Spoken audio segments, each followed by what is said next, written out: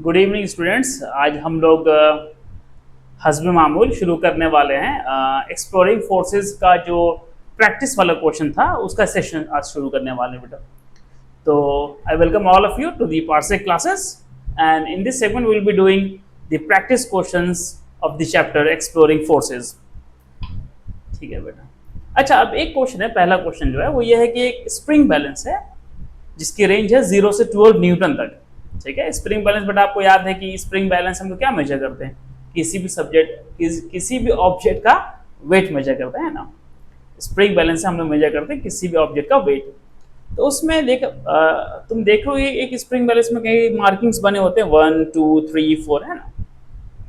तो इसमें बोला गया कि हर एक बिग मार्किंग का जो डिफरेंस है वो 1 न्यूटन है। जैसे कि एक नंबर है 1, उसके बाद तुम सेकंड में जाओगे तो 2 न्यूटन, इस तरह से करके। And the space between two consecutive markings is divided into 4 equal divisions. हर एक मार्किंग के बीच की जो जगह उसको 4 इक्वल डिविजन में बांटा गया है। The pointer is 2 small divisions past 7 Newton है ना। तो पॉइंटर जो है वो 2 स्मॉल डिविजन है 7 न्यूटन के बाद। तो बोला, तो क्वेश्चन में ये है कि इस ऐसे स्प्रिंग बैलेंस की मार्किंग से कितना वेट उस समय शो हो रहा होगा, है ना। जैसे बेटा देखो ऑप्शंस है, ये ABCD ऑप्शंस है। तो देखो हमने डायग्राम बना रखा है इसका यहाँ पर कि एक स्प्रिंग बैलेंस है जिसकी की रेंज है 0 से 12 मीटर ना। तो पहली मार्किंग 0 न्यूटन होनी चाहिए, लेकिन वो स्केल को हमने छोटा कर दिया ना। तो 6 से शुरू किया, 6 7 8 9, उसके बाद फर्दर 10 और फिर 11 और 12 तक जाएगा। ठीक है ना। पहला शुरू क्या कहीं से हुआ होगा 0 न्यूटन पर। तो खैर हर एक जैसे कि 6 से लेके 7 तक है ना, एक डिवीजन है। तो एक डिवीजन के बीच कितने मार्किंग्स बच्चे, 1 2 3 एंड 4। तो बोला कि हर डिवीजन 4 बराबर बराबर हिस्सों में बांटा गया है। अच्छा, जो पॉइंटर है ना जिसको कि हमने रेड एक एरो से दिखा रखा है यहाँ पर, ये जो पॉइंटर यहाँ पर है, तो वो 7 न्यूटन से आगे और कितने डिविजन आगे, 2 डिविजन आगे।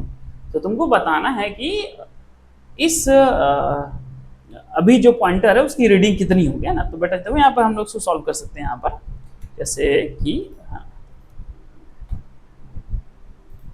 हमने ये डायग्राम यहाँ पर भी बना रखा है ना। देखो हमारा जो ये है, तो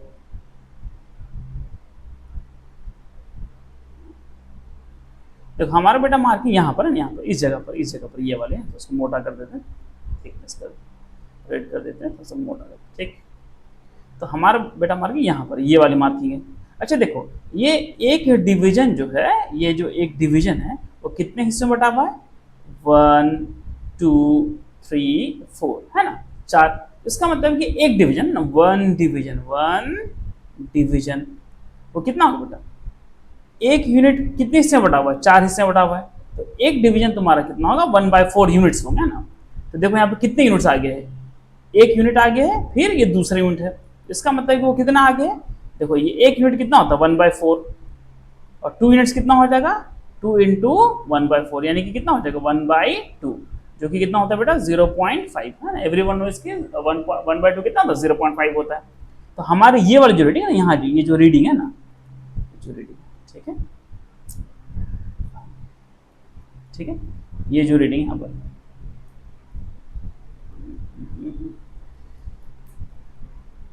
हाँ ये जो रीडिंग हमारी ये वाली जो रीडिंग है वो कितनी हो जाएगी 7 प्लस आगे कितना आ गया है 2 इंटू 1/4, यानी कि 7 प्लस 1/2, यानी कि 7 प्लस 0.5, यानी कि कितना हो गया 7.5 न्यूटन है ना। तो आंसर कितना होगा बेटा, जैसे कि ये वाली एरो जिस रीडिंग पर है उसका आंसर होगा 7.5 न्यूटन ना। तो हमारा जो है, तो इस क्वेश्चन का आंसर हो जाएगा बेटा 7.5 न्यूटन, जो कि ऑप्शन नंबर होगा सी। ठीक है, इसका आंसर सी हो जाएगा। Got it. ठीक है, आगे बढ़ते हैं। अच्छा देखो सेम क्वेश्चन है, एग्जैक्टली सेम क्वेश्चन है, बस थोड़ा सा डिफरेंस ये है कि अब जो स्पेस है 2 कॉन्सेक्यूटिव मार्किंग का वो 5 इक्वल डिवीजन बटा ना 5। अच्छा, जो पॉइंटर है वो तीसरे डिवीजन पर है। जैसे कि हमने जो डायग्राम बना दिया, ऑप्शन से बेटा देखो ये डायग्राम है कि 7 8 9 इसी तरह से है, लेकिन अब क्या है कि हर एक जो यूनिट है वो 5 इक्वल डिविजन्स में बटा हुआ है। तो बताना कि ये जो एरो है जिस पॉइंटर पर रखा हुआ है ना, 3 स्मॉल डिविजन है ना, 1 2 3, उसकी रीडिंग कितनी होगी। तो अगर आपको पहला वाला क्वेश्चन समझ में आया होगा तो आप इस क्वेश्चन को बहुत अच्छे से कर सकते हैं। और इसमें हम बता दे रहे हैं तुम लोगों को कि इसमें से जो लोग भी आंसर सही कमेंट करेंगे इसका क्वेश्चन नंबर 2 का, यहाँ जो मेरे सामने स्क्रीन पर खुला हुआ है, तो इसके सही आंसर के कमेंट करने वालों का अगले वीडियो में जब हम बनाएंगे साइक्लोन्स वाले चैप्टर के लिए, तो हम उसका नाम लेकर के उसको अपलोड करेंगे। अगर आप चाहते हैं कि आपको फोटो भी इंक्लूड हो तो वो फोटो भी इंक्लूड कर देंगे। उसके लिए आपको मेरे से संपर्क करना पड़ेगा ना अपने फोटो के साथ, ठीक है। चलिए बेटा, तो इसका सही आंसर देने वालों को कमेंट में अगले वीडियो में उनको नाम लेकर के उनका अपलोड उनको बधाई दी जाएगी, ठीक है। आगे बढ़ते हुए नेक्स्ट क्वेश्चन में इसका सोल्यूशन आपको ढूंढना है ना, ठीक है। अच्छा, अगला क्वेश्चन है कि during dry weather while combing hair sometimes we experience strands of hair flying apart, the force responsible for this is, है ना। कभी कभी ऐसा होता है कि जब मौसम ड्राई होता है, जब हम कंघी करते हैं, तो हमारे बाल एक दूसरे से दूर भाग रहे होते हैं ना, दे गेट सेपरेटेड अवे। तो बताना है कि इसके लिए कौन सा फोर्स रिस्पॉन्सिबल है। अब ऑप्शन है बेटा, force of gravity, electrostatic force, force of friction and magnetic force. तो आपको याद होगा जब क्लास में पढ़ा रहे थे ये वाला एक्सपेरिमेंट भी किए थे कि एक स्केल से अपने सर के बालों कैसे रगड़े थे और वो चार्ज हो गया था, है ना। ये बहुत कॉमन एक्सपेरिमेंट है। और चार्ज करने का एक तरीका भी है कि जब दो नॉन मेटेलिक बॉडीज हैं तो उनको हम चार्ज कर सकते हैं एक दूसरे से रब करके। तो रब करने के दौरान क्या होता है कि इलेक्ट्रॉन्स एक बॉडी से दूसरे बॉडी में ट्रांसफर होता है, उससे एक बॉडी जो है वो पॉजिटिवली चार्ज होता है और एक बॉडी नेगेटिवली चार्ज होता है।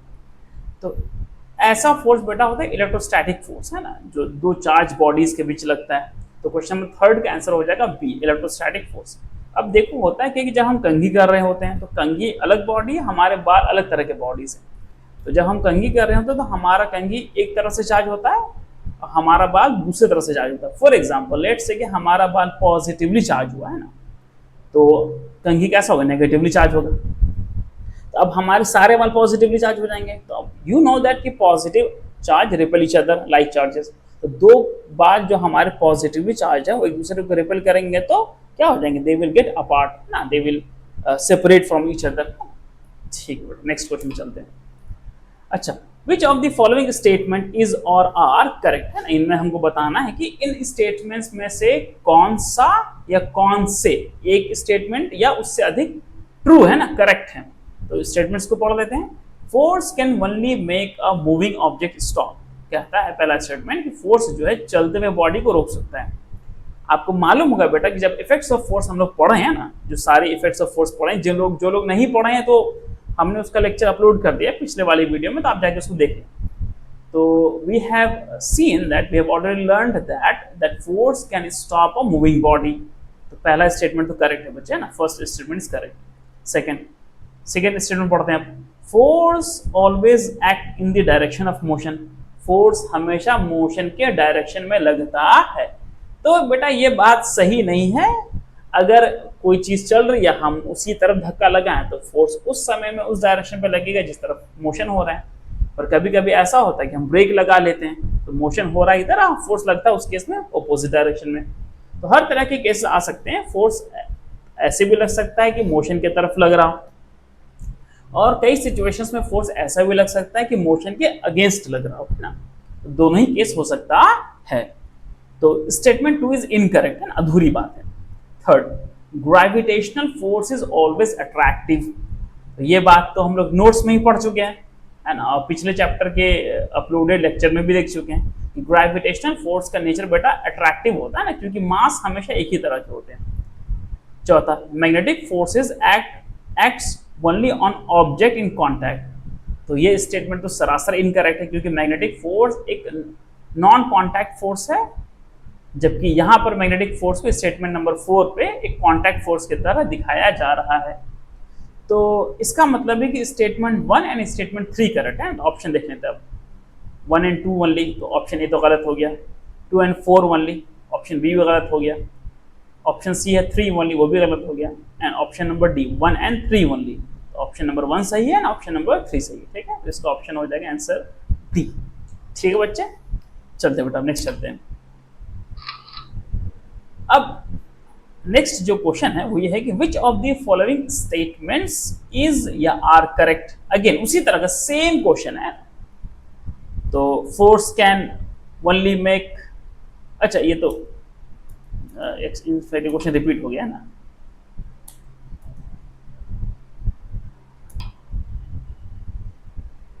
हाँ, यहाँ क्वेश्चन नंबर 7 देखते हैं। Select the correct evaluation of the following matches.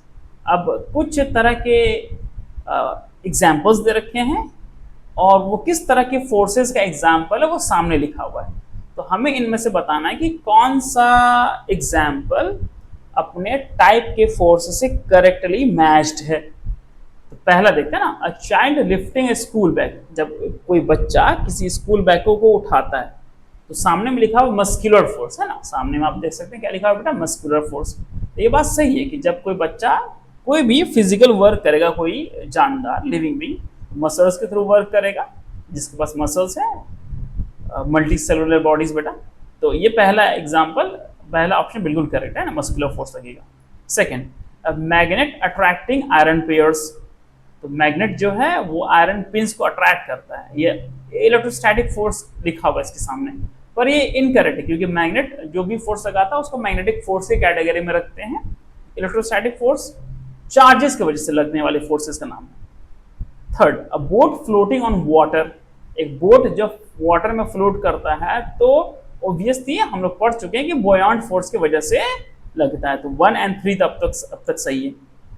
Fourth, a ball slowing down on the ground. Ball जो है चलते हुए ग्राउंड पे जब स्लो होने लगती है तो इसका कारण बताया गया ग्रेविटेशनल फोर्स, जो कि इनकरेक्ट है because we know that whenever a ball slows down on a ground field or in any plane surface then it is because of the frictional force है ना, वो फ्रिक्शन की फोर्स की वजह से होता है। तो फोर्थ भी इनकरेक्ट है। तो जो करेक्ट ऑप्शन हो गया बेटा option number 1 and option number 3, ठीक है। तो इसके अकॉर्डिंग आंसर क्या हो जाएगा, ए 1 and correct, 2 is incorrect, 3 is correct and 4 is incorrect. Option number 1 ए जो है वो सही हो जाएगा। ठीक है, नेक्स्ट पे चलते बेटा। हाँ, ये क्वेश्चन आपके लिए होमवर्क है, आप पढ़िए क्वेश्चन नंबर 8 का। और जो लोग भी उसी तरह से सही जवाब इसका दे पाएंगे कमेंट्स में, चाहे एक से अधिक लोग भी सही जवाब दें ना, जितने लोग भी सही जवाब देंगे इसका क्वेश्चन नंबर 8 का, उनका नाम नेक्स्ट वीडियो में आएगा। और अगर आप चाहते हैं आपका फोटो भी आए तो आपका फोटो भी आ सकता है ना, अगर आप, चलिए बेटा आप आपकी पसंद का फोटो। आगे बढ़ते हैं नेक्स्ट स्लाइड में।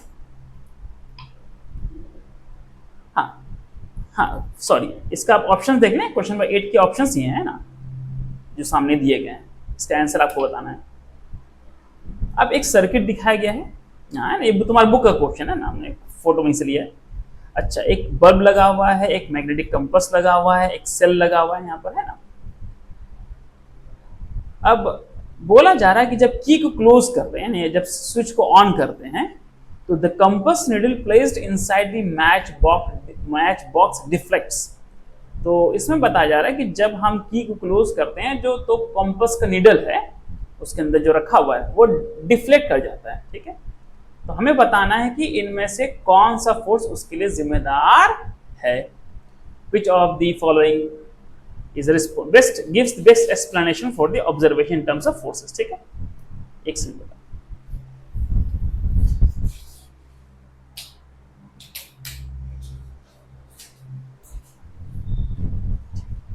बेटर नाउ आई थिंक, ठीक। तो बताना, हाँ तो अच्छा देखो, हम लोग पढ़ चुके हैं ना कि एक मैग्नेट दूसरे मैग्नेट पे जो फोर्स लगाती है वो ग्रेविटेशन की वजह से लगाती है।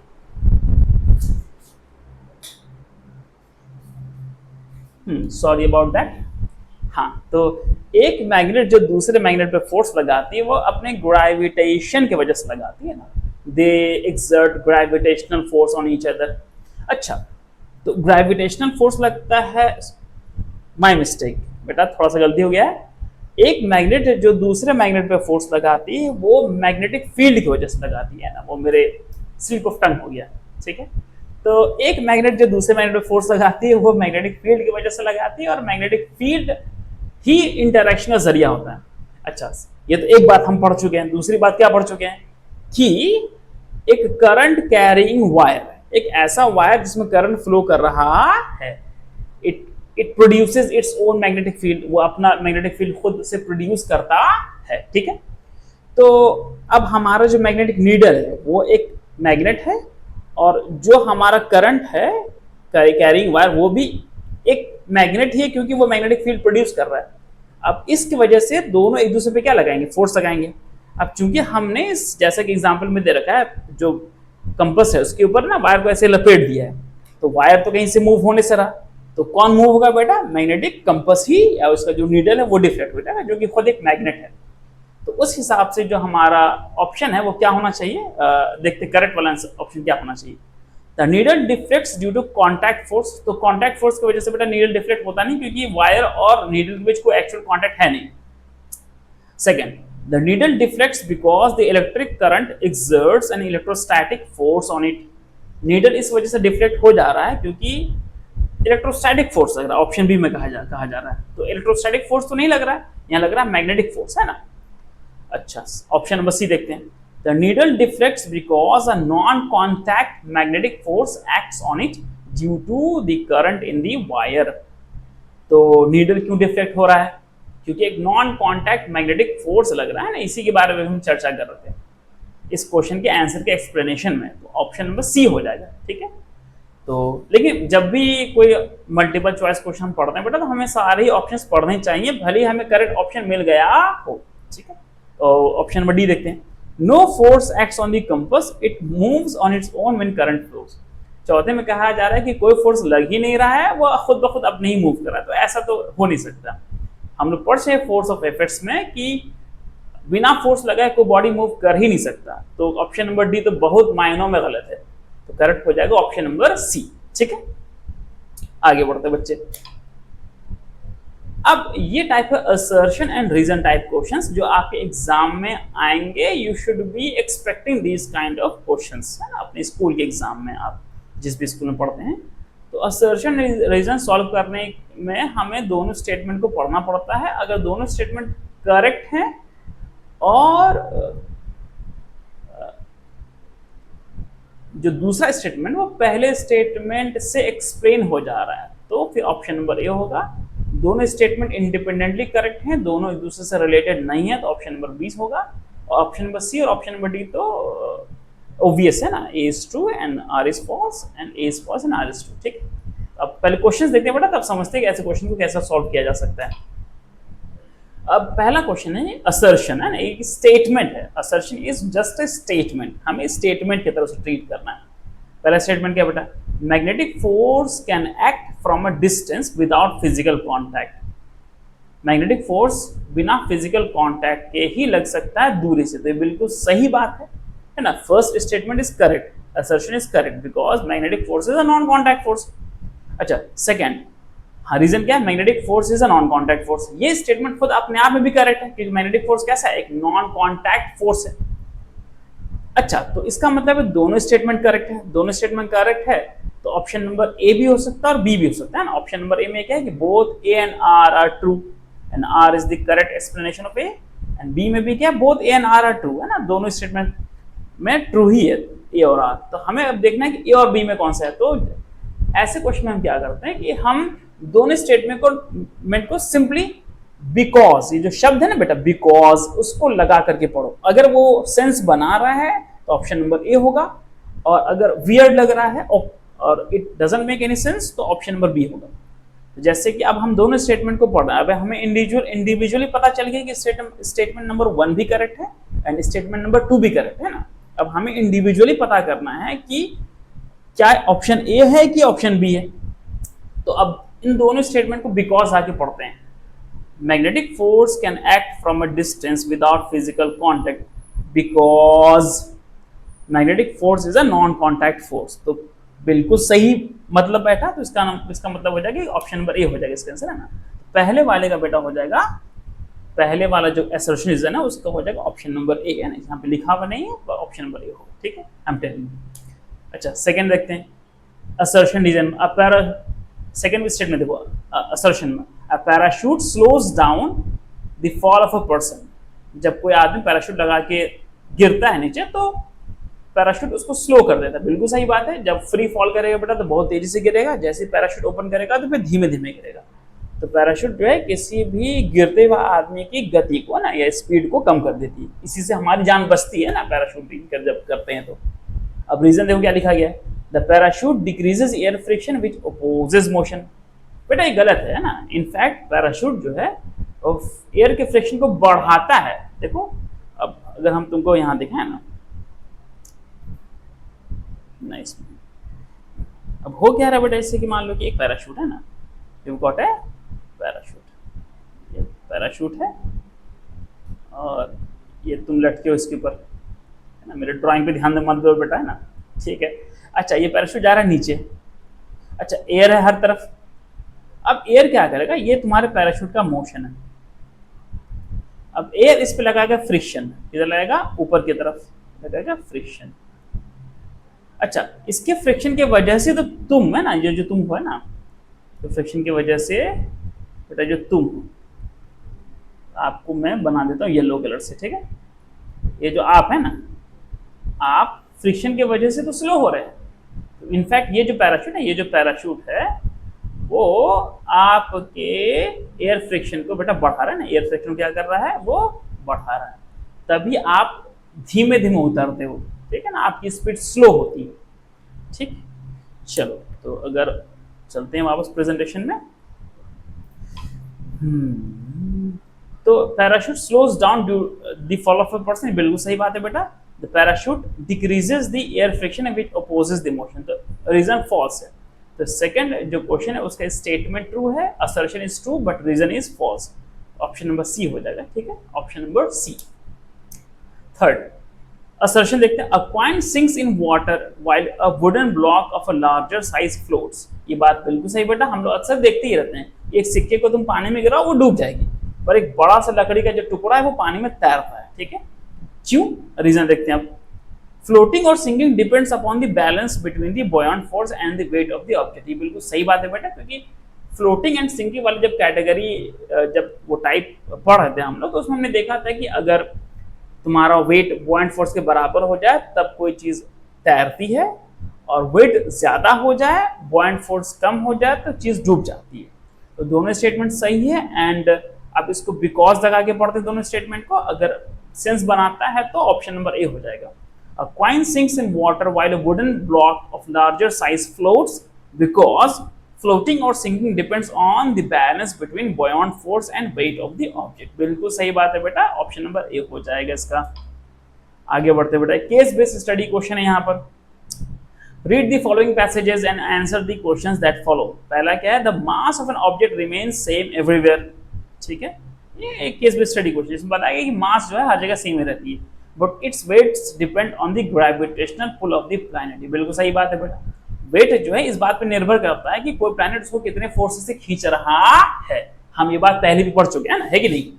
अगर कोई चीज अर्थ पर है और उसी चीज को मार्स पे लेकर चले गए, तो चूंकि अर्थ और मार्स दोनों को ग्रेविटेशनल पुल उसी ऑब्जेक्ट पर अलग अलग होगा, तो इस वजह से उन दोनों का फोर्स भी क्या होगा, सॉरी वेट भी क्या होगा, अलग अलग होगा। तो अब यहाँ पर दे रखा है एक 2 किलोग्राम ऑब्जेक्ट का वेट दे रखा है अलग अलग प्लैनेट्स पर, तो मास हर प्लैनेट पे सेम है बेटा, 2 किलोग्राम 2 किलोग्राम 2 किलोग्राम 2 किलोग्राम।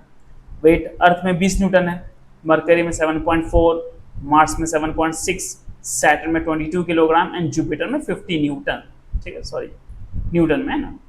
अर्थ में 20 न्यूटन, मरकरी में 7.4 न्यूटन, मार्स में 7.6 न्यूटन, सैटर्न में 22 न्यूटन एंड जुपिटर में 50 न्यूटन। अच्छा तो अब क्वेश्चंस देखते हैं। Determine the planet on which the object has maximum weight. तो हमें बताना है कि कौन से प्लैनेट पे ऑब्जेक्ट का वेट मैक्सिमम था। देखो बेटा वेट जो 50 न्यूटन है, यहाँ पर 50 न्यूटन, जहाँ मेरा माउस का कर्सर घूम रहा है, तो वेट वहीं पर मैक्सिमम है, और वो कौन सा प्लैनेट है बेटा, जुपिटर। तो पहले का आंसर क्या हो जाएगा, जुपिटर हो जाएगा, ठीक है। Option number B, question number B, if this object is hung on a spring balance on Saturn what reading will the balance show. अब बोला जा रहा है कि इसी ऑब्जेक्ट को तुम एक स्प्रिंग बैलेंस से लटका दो और उसे तुम सैटर्न पे लेके चले जाओ, तो कितनी रीडिंग स्प्रिंग बैलेंस में दिखाएगा। And we know that spring balance is used for measuring weight. Spring balance का इस्तेमाल किस लिए करते हैं बेटा, वेट को मेजर करने के लिए, ठीक है। तो जितना वेट आपका सैटर्न पर होगा उतना ही वेट आपका स्प्रिंग बैलेंस दिखाएगा। तो सैटर्न पर 22 न्यूटन वेट है, 22 न्यूटन। तो स्प्रिंग बैलेंस की रीडिंग सैटर्न पे होगी 22 न्यूटन। ओके, चलो आगे बढ़ते हैं। Question number C, why does the same object show different weights on different planets? एक ही ऑब्जेक्ट अलग अलग प्लैनेट्स पर अलग अलग वेट क्यों दिखाता है, ये क्वेश्चन पूछा जा रहा है ना। देखो इसका आंसर वहीं पे लिखा हुआ ना, देखो वहीं पे लिखा हुआ है, पीछे एक पेज पीछे। Because the weight depends on the gravitational pull of the planet, है ना। वेट जो है पुल सॉरी किसी भी प्लैनेट के ग्रेविटेशनल पुल पे डिपेंड करती है। जैसे फॉर एग्जांपल मान लो कि डस्टर मेरे हाथ में, अर्थ पर मान लो ये 50 न्यूटन से इसको अर्थ खींच रहा है अपनी तरफ, तो अर्थ पर इसका वेट होगा 50 न्यूटन। पर इसी डस्टर को मान लो तुम मून पे लेके चले जाओ, ठीक है ना, तो हो सकता है कि वहां पर जो है मून इसको किसी और फोर्सेस से खींचे। इनफैक्ट मून जो जिस फोर्सेस से खींचेगा बेटा वो लगभग होगा 10 न्यूटन, तो मून इसको 10 न्यूटन के फोर्सेस से नीचे खींचेगा, तो इसका वेट मून पर लगभग हो जाएगा 10 न्यूटन, है ना। तो वेट डिपेंड करता है कि कोई कौन सा प्लैनेट उसको अपनी तरफ कितने फोर्स से अट्रैक्ट कर रहा है, कितने फोर्स से अपनी ओर खींच रहा है, पुल कर रहा है, ठीक है।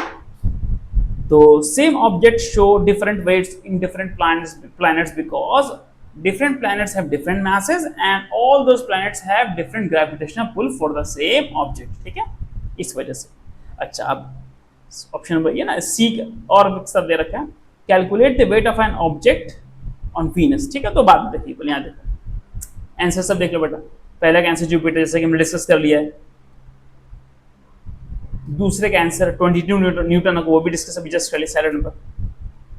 अच्छा, तीसरे का देखो, the same object show different weights on different planets because the mass of different planets are different due to which they exert different amount of force while pulling a body towards it, ठीक है, which is essentially weight of the object in that planet, ठीक है। तो जो बात हमने discuss की उसको हमने आंसर के रूप में भी लिख दिया।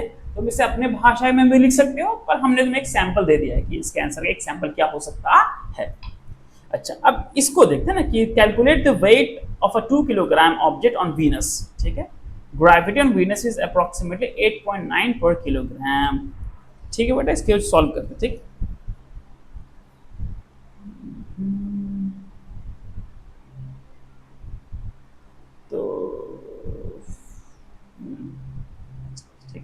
तो बोल रहा है कि let me choose another colour,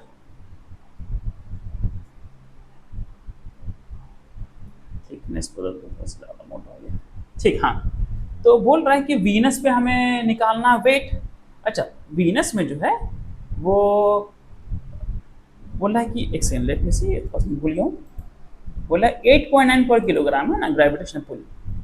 तो जो फोर्स है ना, जो वेट फोर्स है वीनस का, वो है 8.9 पर न्यूटन, है ना, न्यूटन पर किलोग्राम। कहने का मतलब है कि 1 किलोग्राम के बॉडी पर 8.9 न्यूटन लगता है, ठीक है। तो अगर 1 किलोग्राम पे x लग रहा है बेटा फोर्स, तो 2 किलोग्राम में कितना हो जाएगा 2x, 3 किलोग्राम में कितना हो जाएगा 3x। सेम उसी तरह से अगर 1 किलोग्राम पे 8.9 न्यूटन लग रहा है, तो 2 किलोग्राम मास जो फोर्स होगा ना बेटा, जो तुम्हारा फोर्स होगा, फोर्स कितना हो जाएगा, एक किलोग्राम के लिए 8.9 न्यूटन, तो 2 किलोग्राम के लिए 2 इंटू 8.9 न्यूटन, जो कि हो जाएगा 2 9 18 8 9 16 17.8 न्यूटन, है कि नहीं। तो वीनस पे उस चीज का वेट कितना हो जाएगा 17.8 न्यूटन, 17.8 न्यूटन, बिल्कुल सही है, ठीक है बेटा। अब आगे बढ़ते बच्चे, है ना। अब देखो ये दूसरा एक केस बेस्ड स्टडी क्वेश्चन है। अब एक है, Asha was her with mother when they pulled up bucket of water from underground tank using a rope. आशा अपने मम्मी के साथ थी और कुएं से पानी निकाल रहे हैं ना, रस्सी में जो लगी रहती बाल्टी उससे पानी निकाल रहे हैं। व्हाइल फेचिंग वाटर, देखो फेच का मतलब होता है किसी चीज का पाना, है ना, किसी चीज को लेना। फेच का मतलब है ना टू कैरी समथिंग और to catch something. Asha's mother told her to notice how the bucket felt। Asha की मदर आशा को कहती है कि तुम ध्यान दो कि बकेट कैसा फील हो रहा है। Asha observed that when the bucket was still inside the water, it seemed lighter to pull. आशा ने इस बात को ऑब्जर्व किया कि जब वो बाल्टी पानी के अंदर थी तो उसको खींचना आसान था, पर एक बार बाल्टी पानी से बाहर आ गया तो उसको खींचना ज्यादा मुश्किल था ना, आशा को ज्यादा जोर लगाना पड़ा था. She had to exert more force while pulling. ठीक है. Smiling Asha explained to her mother that this was the play of different forces acting on the bucket inside and outside the water. तो आशा ने हंसते हुए अपनी मम्मी से कहा, probably इसकी मम्मी फिजिक्स नहीं पढ़ी होंगी, कि आशा ने अपनी मम्मी को कहा कि मम्मी ये जो बकेट पहले हल्का महसूस हो रहा था, भारी महसूस हो रहा है, इस वजह से हो रहा है क्योंकि बकेट में अलग अलग तरह के फोर्सेस लग रहे थे जब बकेट पानी के अंदर था, ये अंदर थी, और बकेट जब पानी के बाहर थी. ठीक है.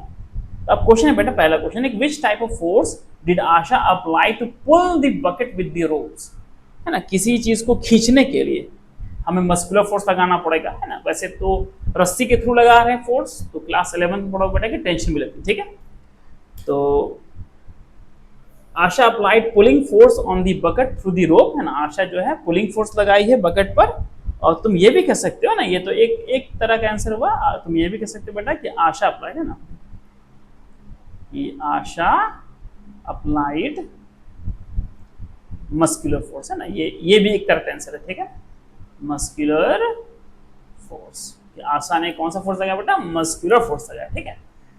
तो this can also be the answer for this question. Okay, चलो आगे बढ़ते हैं बेटा.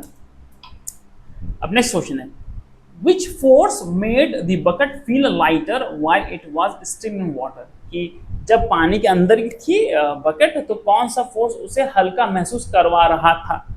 तो याद करो, जब भी कोई बॉडी किसी लिक्विड में डूबती है तो उस पर एक बॉयंट फोर्स लगता है जो कि ऊपर की तरफ होता है ना, it is upward in the direction. ठीक है. तो while inside the water the bucket was acted upon by buoyant force which acts in upward direction, hence the bucket felt lighter. है ना. ठीक है. अच्छा, थर्ड क्वेश्चन क्या बेटा? Why does the bucket feel heavier when it comes completely out of the water. कि bucket जो है वो भारी क्यों महसूस हो रही थी जब वो पूरी तरह से पानी से बाहर आ गया था? भारी इसलिए महसूस हो रही थी क्योंकि उस पर सिर्फ और सिर्फ वेट लग रहा था बेटा, बॉयंट फोर्स नहीं लग रहा था. ठीक है. तो देखो तो इसमें देखो यहाँ पर सी वाले में एक क्वेश्चन है जो पिछले वाले क्वेश्चन से रिलेटेड है. उसमें अब हम इसमें और थोड़ा सा एक्सप्लेनेशन हो जाएगा. Classify the forces acting on the bucket inside water and outside water as contact और नॉन कांटेक्ट फोर्स. कि जो बकेट पर फोर्स लग रहा था पानी के अंदर और पानी के बाहर, उससे हमें कैटेगराइज करना है एज कांटेक्ट और नॉन कांटेक्ट फोर्स. ठीक है. अच्छा देखो, अब यहाँ देखो, कोई यही बकेट थी बेटा जो पानी के अंदर डूबा हुआ था. जब पानी के अंदर डूबेगा तो उस पर वेट तो लगेगा, साथ में बॉयंट फोर्स भी लगेगा. ठीक है ना. अच्छा, वेट लगता है अर्थ की वजह से, अर्थ है धरती की नहीं, है ना. तो अगर हम इसको बनाएं, ठीक है, इस पर इसको कॉपी कर लेता हूँ. ठीक है, कॉपी हो गया.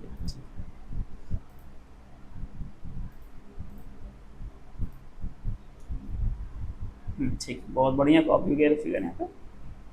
अच्छा देखो, तो जो तुम्हारा अर्थ है ना, अर्थ तो बाल्टी के काफी नीचे बेटा है ना. अर्थ यहाँ पर, अर्थ यहाँ पर. ठीक है. This earth here. ठीक है. अर्थ है ना, अर्थ, ये अर्थ बेटा, दिस अर्थ. ठीक है. अच्छा, तो अर्थ जो है अर्थ इस बकेट पर वेट लगा रहा है ना, वेट लगा रहा अर्थ. अर्थ तो नीचे, तो वेट को लगाने के लिए अर्थ को किसी कांटेक्ट की जरूरत तो नहीं पड़ेगी. तो वेट कैसा हो गया बेटा? एक नॉन कांटेक्ट फोर्स हो गया. कैसा हो गया? नॉन कांटेक्ट फोर्स हो गया. अच्छा, पर ये देखो, ये जो बॉयंट फोर्स है, बॉयंट फोर्स कब लग रहा है? जब ये वाली बाल्टी जो है पानी के अंदर डूबा है. अच्छा, बॉयंट फोर्स लगा कौन रहा है? वो वाटर ही लगा रहा है. जब वाटर जो है या कोई भी लिक्विड जो है उस बाल्टी के संपर्क में, कांटेक्ट में, इस वजह से बॉयंट फोर्स कैसा फोर्स है बेटा? कांटेक्ट फोर्स हो जाएगा. तो ये एक अच्छा क्वेश्चन है. दिस इज गुड क्वेश्चन, अच्छा क्वेश्चन, समझने वाला क्वेश्चन. तो यहाँ देखो, एक सैंपल क्वेश्चन में हम आंसर भी लिख दिया है ना. तो आप इसे अपने भाषा में लिख सकते हो कि जो बॉयंट फोर्स लग रहा है बेटा वो कांटेक्ट फोर्स है, क्योंकि बॉयंट फोर्स जो है पानी के द्वारा लगाया जा रहा है, which is a contact with bucket. लेकिन however the weight on the bucket is a non contact force. जबकि बकेट का जो वेट है वो नॉन कॉन्टैक्ट फोर्स है, क्योंकि वो अर्थ के द्वारा लगाया जा रहा है, ठीक है, और वो दोनों कॉन्टैक्ट में नहीं है। अच्छा, कुछ very short answer type question देखते हैं बेटा। Which forces help us in lifting weights with our body, बिल्कुल आसान है, मस्कुलर फोर्स, ठीक है। अच्छा, दूसरा है which force causes a car to gradually come to rest, जब कोई कार का इंजन हम बंद कर देते हैं तो वो धीमे धीमे रुक जाती है, क्यों रुक जाती है? वी नो, है ना, सब आप लोगों को मालूम है, फ्रिक्शनल फोर्स की वजह से, ठीक है। अच्छा, आगे बढ़ते हैं बेटा। Third, can you tell which force was acting on the ball during its entire motion and which direction. अच्छा, ये वही वाला क्वेश्चन है, जब कोई बॉल को हम किसी ग्राउंड पे फेंकते हैं वो धीमे धीमे धीमे स्लो हो जाती है। अब इस यहाँ पे जो क्वेश्चन कह रहा है कि हमें बताना है कि बॉल पे कौन सा फोर्स लग रहा था इस पूरे मोशन के दौरान, है ना, और किस डायरेक्शन में। तो बेटा, जब भी कोई बॉल रोल करती है अर्थ पर तो फ्रिक्शन फोर्स लगता है और बॉल के मोशन के अपोजिट लगता है, तभी बहुत स्लो हो जाती है, ठीक है। ये इसका बेटा एक सैंपल आंसर है। अच्छा, अब एक और क्वेश्चन ड्राई वेदर पर। During dry weather clothes made of synthetic fibre often stick to the skin, which type of force is responsible for this phenomena. एक अच्छा क्वेश्चन, this is a good question, इसको समझो। जब मौसम ड्राई होता है तो कपड़े हमारे बॉडी से चिपके रहते हैं। कब होगा बेटा? जब मौसम ड्राई होगा ना, जब मौसम के मतलब जब एयर में मॉइस्चर नहीं होगा, ह्यूमिडिटी नहीं होगी। बरसात के दिनों की बात नहीं कर रहे हैं, बात कर रहे हैं मई अप्रैल के दिनों की, जब काफी मौसम ड्राई होता है, ठीक है। अच्छा, तो इसमें बताया है कि ड्राई वेदर में जो कपड़े हैं वो बॉडी से चिपक जाते हैं। क्यों चिपक जाएंगे बेटा? देखो, हमारा जो क्लोथ है जिसको कि हम पहनते हैं और वो सिंथेटिक फाइबर हुआ ना, जो पॉलिस्टर का जो होता है ना, ऐसे कपड़े जो पॉलिस्टर से बने होते हैं, जो स्ट्रेचेबल होते हैं, छूने से हल्का सा प्लास्टिक जैसा है ना, प्लास्टिक कॉटन की बात नहीं कर रहे। तो चूंकि वो कांस्टेंट रबिंग में है बॉडी के साथ, तो बॉडी और वो जो सिंथेटिक फाइबर है दोनों चार्ज हो जाएगा और अपोजिटली चार्ज होगा। इस बात को हम लोग कई बार डिस्कस कर चुके हैं कि चार्जिंग के लिए दोनों बॉडीज के बीच रबिंग जरूरी है। जब कपड़े पहनते हैं तो रबिंग होता ही रहता है, नेचुरली हम लोग चलते हैं, दौड़ते हैं, खेलते कूदते हैं, ठीक है। तो ऐसे में क्या होता है कि दोनों बॉडीज चार्ज हो जाती हैं। चार्ज होने की वजह से और अपोजिटली चार्ज होंगी, एक इलेक्ट्रॉन लूज करेगा, दूसरा इलेक्ट्रॉन गेन करेगा, तो उनके बीच एक अट्रैक्टिव फोर्स लगेगा और दोनों चिपक जाएंगे। क्या करेंगे? चिपक जाएंगे। अच्छा, पर बरसात के मौसम में जब हवा में काफी नमी हो, काफी मॉइस्चर हो, ह्यूमिड जिसको बोलते हैं, ह्यूमिड कंडीशंस में ऐसा नहीं होता। क्यों? जब ह्यूमिडिटी होती है तो हमारे हवा में ऑलरेडी बहुत ज्यादा पानी होता है वेपर के शक्ल में, and water is a conductor of electricity.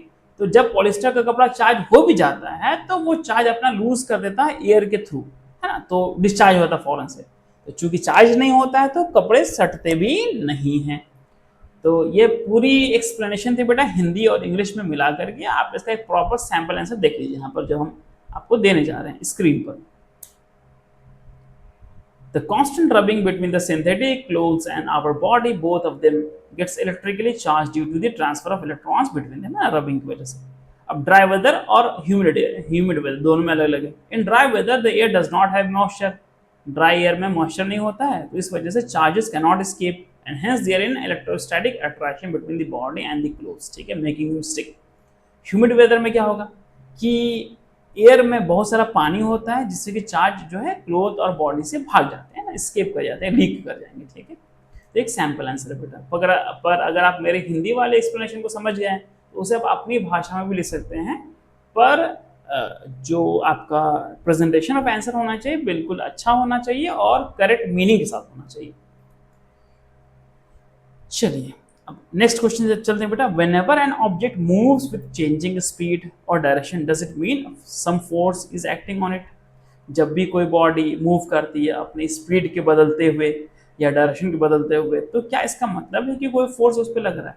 तो हाँ, इसका बिल्कुल यही मतलब है कि फोर्स लग रहा है। क्यों? क्योंकि हम लोगों ने पढ़ रखा ऑलरेडी कि इफेक्ट्स ऑफ फोर्स में कि अगर किसी बॉडी की स्पीड चेंज होती है या उसका डायरेक्शन चेंज होता है ना, ये स्टेट ऑफ मोशन के बदलने के है ना, ये हैं एग्जाम्पल्स हैं।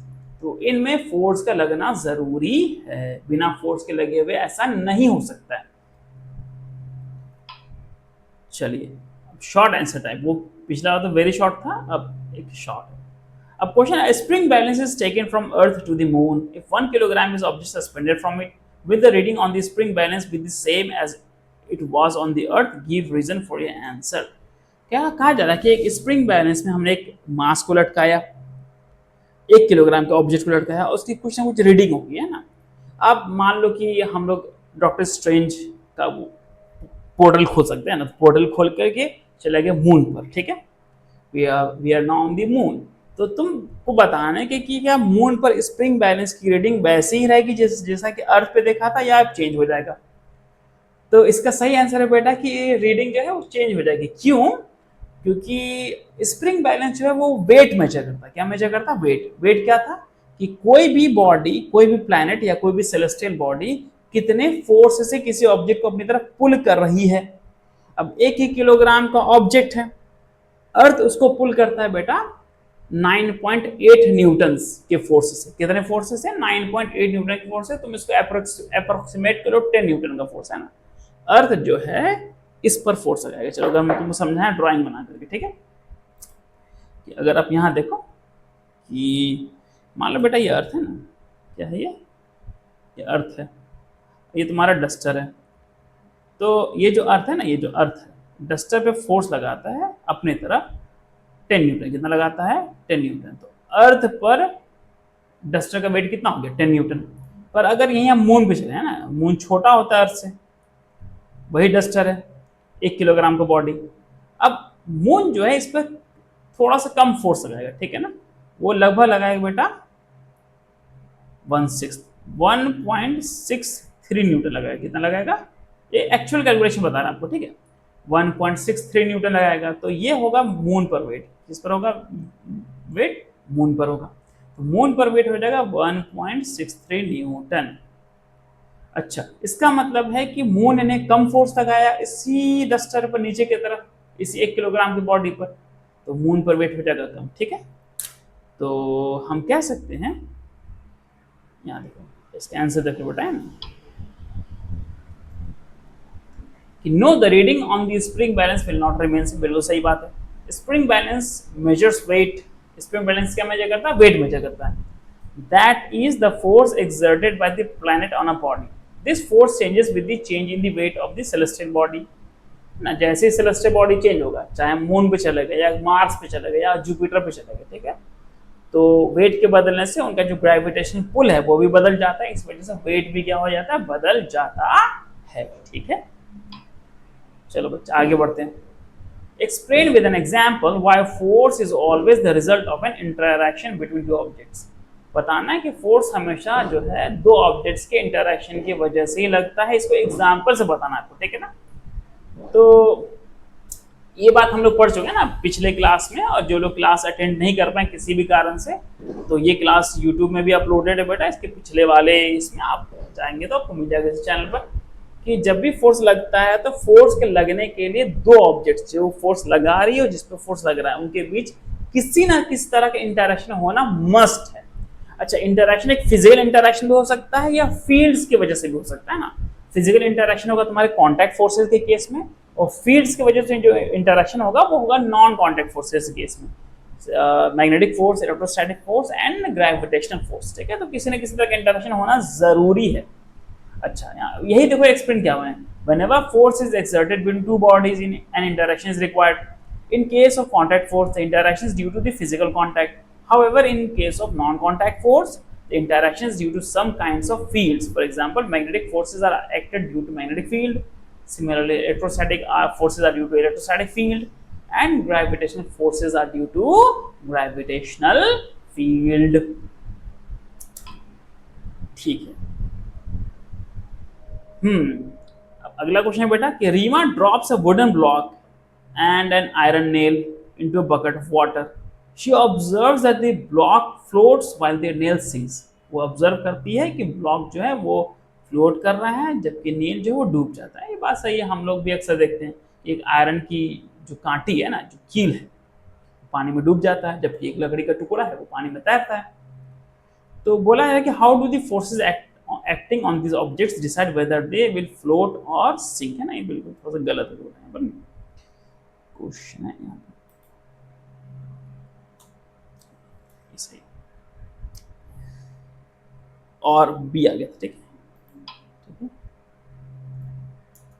How do the forces acting on this objects decide whether they will float और सिंक इन द वाटर।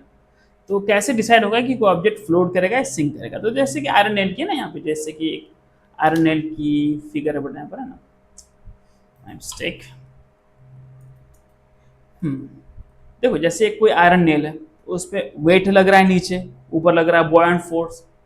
अब एरो के साइज से तुम देख सकते हो बेटा कि वेट वाला जो एरो है वो ज्यादा लंबा बना हुआ है, बॉयंट फोर्स का एरो जो है वो छोटा बना हुआ है। इसका मतलब वेट ज्यादा लग रहा है इस आयरन के नेल पर और बॉयंट फोर्स कम लग रहा है।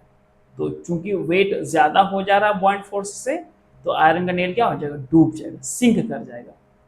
ये लिखा हुआ है, in case of iron nail the weight of iron nail will be greater than the buoyant force, hence it will sink. अच्छा, अगर यहीं पर अगर हम वुडन ब्लॉक की बात करते हैं बेटा, ये देखो वुडन ब्लॉक का फिगर आ गया। वुडन ब्लॉक पर बॉयंट फोर्स और वेट जिस केस में फ्लोट कर रहा होता है, क्या कर रहा होता है? फ्लोट कर रहा होता है, बराबर हो जाती है। बराबर होने की वजह से क्या करती है? फ्लोट करती है। तो in case of wooden block the weight of the wooden block will be equal to the buoyant force, hence it will float. ठीक है, अब अगला क्वेश्चन बेटा, give one more example each of an object that floats and one that sinks in water, है ना। Example आपको देना है कि आपको एक ऑब्जेक्ट का ऐसा एग्जांपल देना जो पानी पर रखने पे फ्लोट करती है, और एक ऐसे ऑब्जेक्ट का एग्जांपल देना जो पानी पर रखने पर सिंक कर जाती है। एक आसान क्वेश्चन है बेटा, हम देखेंगे इस आसान क्वेश्चन का आंसर किन किन लोगों ने कमेंट बॉक्स में दिया है। ठीक है, अच्छा आंसर ये आपको देना है। ठीक है, चलो बेटा, है ना। तो इस सेशन के हम लोग एंड पे आ गए। ये एक प्रेजेंटेशन था मेरे तरफ से पास से क्लासेस।